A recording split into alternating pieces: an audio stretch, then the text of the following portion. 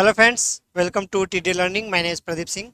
और जैसा कि आपको मैंने प्रॉमिस किया है कि आईबी के लिए और डीआरडीओ के लिए आपके लिए स्पेशल मैथ्स का सीरीज लेके आ रहा हूं। तो ये नंबर सिस्टम हमारा चल रहा है, संख्या पद्धति। इसमें आज हमारा ये 8वां लेक्चर है।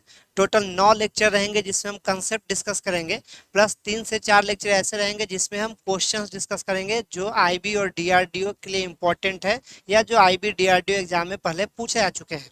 तो प्रीवियस वीडियो को देखने के लिए डिस्क्रिप्शन में लिंक दिया हुआ है, आप प्लेलिस्ट में जाइए और प्लेलिस्ट में IB and DRDO maths by Pradeep sir का प्लेलिस्ट है। उसमें आप सारे वीडियो को इत्मीनान से बैठ के आराम से देख सकते हैं और नोट्स बना सकते हैं। एक एक चीज मैं कवर कर रहा हूँ, बहुत ज्यादा नहीं पढ़ा रहा हूँ क्योंकि आपको पीएचडी नहीं करना है, और उतना कम भी नहीं पढ़ा रहा हूँ कि आप एग्जाम पास करने से वंचित रह जाए। ठीक है, तो आज का लेक्चर 8वां टॉपिक है जिसमें ऑपरेशन ऑफ डिवीजन और नंबर्स। इसमें किस तरह के सवाल पूछे जाते हैं जस्ट एक मैंने एग्जाम्पल के लिए लिया है, और जब टॉपिक पढ़ाऊंगा तो और भी क्वेश्चंस को मैं लूंगा। तो आप निश्चिंत रहिए, घबराइए मत, सब कुछ पढ़ा के मैं दूंगा। और कुछ आपकी विशेष रिक्वायरमेंट हो या कोई टिक्का टिप्पणी हो तो आप कमेंट बॉक्स में बता सकते हैं। ये क्या डिवीजन मेथड, आपको पता है भाग कैसे करते हैं। भाग करने के लिए बहुत लोगों को तो एक कन्फ्यूजन होता है, मुझे खुद काफी समय तक कन्फ्यूजन था कि भाजक किसको बोलते हैं और भाज्य किसको बोलते हैं, बहुत लोगों को कन्फ्यूजन होता है। तो आज मैंने एकदम क्लियर लिखा है, हिंदी इंग्लिश दोनों लैंग्वेज में।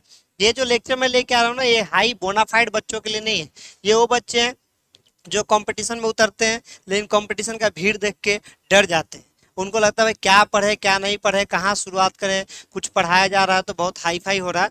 हम लोग एकदम जीरो से लेकर चल रहे हैं, ठीक है, एकदम जीरो, बारीक बारीक चीजों को मैं लिखूंगा। भले ही अतरंगी लगे, अटपटा लगे कि सर ये भी लिखते हो 2+2 4, लेकिन अगर क्वेश्चन में है 2+2 4 तो मैं लिखूंगा 2+2 = 4। आपको अच्छा लगे या बुरा लगे आपका लुकआउट है, ठीक है। तो आइए देखिए, भाजक हो गया, भाज्य हो गया, भागफल हो गया, शेष हो गया। मतलब समझिए, जिसमें भाग दिया जाता है, ध्यान रखिएगा, जिसमें भाग दिया जाता है उसको हम भाज्य बोलते हैं। और जिससे भाग दिया जाता है यानी इससे इसमें भाग दिया गया तो इसको हम भाजक बोलते हैं। तो ये हो गया भाज्य और हो गया भाजक। भाज्य को इंग्लिश में डिविडेंड बोलते हैं और भाजक को इंग्लिश में डिवाइजर बोलते हैं। जो इनसे रिजल्ट आता है जिसको आप भागफल बोलते हैं, जो फाइनल रिजल्ट आता है इसको शेषफल या शेष बोलते हैं, और इसको अंग्रेजी में रिमाइंडर बोलते हैं, और इसको भागफल को कोसेंट बोलते हैं।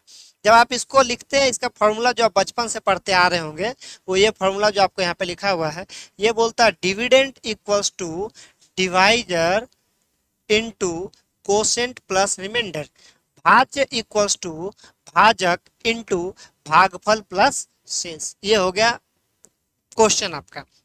इसमें दो तीन तरह के सवाल आते हैं, एक तो जो आपके सामने लिखा हुआ है, और दूसरा आप देखेंगे ऐसा सवाल जो बार बार रिपीट होता है, एसएससी में एक न एक बार आता ही आता है। वो ये रहता है कि 3 4 5 को 2 3 4 से भाग देने से 1 2 3 रिमाइंडर बचता है। अगर जो भाग जिसमें दिया जा रहा है उसको रिवर्स कर दिया जाए और जिससे भाग दिया जा रहा है उससे भाग दिया जाए तो कंटिन्यू क्रमशः रिमाइंडर क्या बचेगा, सक्सेसिवली वर्ड यूज होता है, आप ध्यान दीजिएगा, सक्सेसिव रिमाइंडर्स। तो वो भी इसी में आता है, वो भी मैं आपको बताऊंगा कैसे सॉल्व करना होता है, कुछ नहीं छूटेगा हमारी इन बारीक नजरों से, ठीक है। तो आइए एक सवाल रैंडम हमने उठा लिया है। बोलता है कि यदि किसी संख्या कुछ नहीं मालूम है तो let the number is what. जब कुछ नहीं है, किसी का कोई नहीं है तो कौन है, एक्स। और इसे वैलेंटाइन डे आ ही रहा है, तो कोई नहीं है तो एक्स। तो मान लेते हो नंबर एक्स, लेकिन चलो भाई अपने जिंदगी में बहुत दुख तकलीफ है तो हम एक्स नहीं लेंगे, ठीक है। एक्स से अपने को सख्त नफरत है, ठीक है, तो हम क्या लेंगे, एन लेंगे। वो नंबर हो गया एन, ये मेरी मर्जी, आपको एक्स लेना एक्स लीजिए। Let the number is an, ठीक है। बोलता क्या समझिए, यदि किसी संख्या को यानी एन को 361 से भाग देने पर 361 से भाग देने पर विभाजित किया जाए तो शेषफल 47 बचता है। यानी यहाँ पे शेषफल जो है वो 47 बचता है, ठीक है। और ये आपका कोसेंट, कुछ ना कुछ तो कोसेंट बचता होगा भाई, मान लेते हैं कोसेंट क्यों बचता है। फिर क्या बोलता है कि यदि उसी को मतलब किसको, उसी नंबर को यानी इसी एन को अगर किससे भाग दिया जाए, इसी एन को अगर 19 से विभाजित किया जाए, 19 से विभाजित किया जाए तो शेषफल यानी जो रिमाइंडर है वो क्या बचेगा, दिख रहा है बराबर, यस राइट। तो ये सवाल है आपके सामने। देखो इसका एक रामबाण एक ट्रिक बताऊंगा मैं, 10 सेकंड 5 सेकंड में सॉल्व हो जाएगा, लेकिन अब चूंकि क्या है कि थोड़ा बेसिक बता दूं, एक ट्रिक बताऊंगा, ध्यान दीजिएगा। बहुत लोगों को ट्रिक पता भी होगा, जिनको नहीं पता वो ध्यान दीजिएगा, बट इसका बेसिक जब सॉल्व करने जाएगा तो देखिए ऐसा हो जाएगा। n equals to this into this जैसा लिखा हुआ है, यानी 361 क्यू प्लस कितना 47, ये लिख सकते हैं। या इसको ऐसे भी लिख सकते हैं, दिख रहा है ना, ठीक है, नहीं दिखेगा बताइएगा। n इक्वल्स टू इसको ऐसा लिख सकते हैं, देखिए तो 361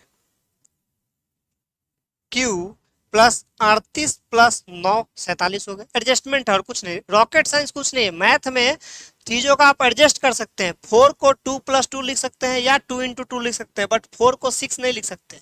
एडजस्ट कर सकते हैं, मैनिपुलेट नहीं, ध्यान रखिएगा। छोटी छोटी मगर मोटी बातें। अब देखिए यहाँ से 19 कॉमन निकाल लीजिए तो क्या बच जाएगा, 19 क्यू प्लस 19 दूना 38 प्लस ये 9। अब देखिए ये जो हो गया आपका, ये फॉर्मूला में पूरा अगर ये जो बच गया आपका, ये जो बच गया रिमाइंडर, यही आंसर हो गया। क्या हो गया आंसर, 9 इसका आंसर होगा। अब देखिए ये एग्जाम में बार बार रिपीट होता है क्वेश्चन, ये सवाल बार बार रिपीट होता है, कुछ नहीं करने का इसमें, सिर्फ ये करना, देखिए जो लास्ट वाला नंबर रहेगा, समझे बात को, जो लास्ट वाला नंबर रहेगा उससे पहले वाले रिमाइंडर को भाग दे दीजिए, एकदम रामबाण इलाज। जो लास्ट वाला नंबर है उससे पहले वाला रिमाइंडर शेषफल को भाग दे दीजिए। देखिए 19 को 47, 47 को 19 से भाग दीजिए, 19 दूना 38, देखिए 9 बचा कि नहीं, हो गया आंसर, खत्म बात। समझे बात को, लास्ट वाले नंबर से पहले वाले शेषफल रिमाइंडर को डिवाइड कर दीजिए, जो वैल्यू आएगा वही आपका आंसर होगा। इतना रायता फैलाने की जरूरत नहीं है, आपको एग्जाम पास करना है, पीएचडी थीसिस नहीं लिखना है। समझे बात को, तो आज के लिए सेवा यही होती है समाप्त। टीडीएच चैनल को सब्सक्राइब कीजिए, ज्यादा से ज्यादा शेयर कीजिए। फिर मिलेंगे अगले वीडियो में, और ये सीरीज लंबा चलेगा, हमारा आपका साथ यूं ही बना रहे। Wish you all the best, good luck.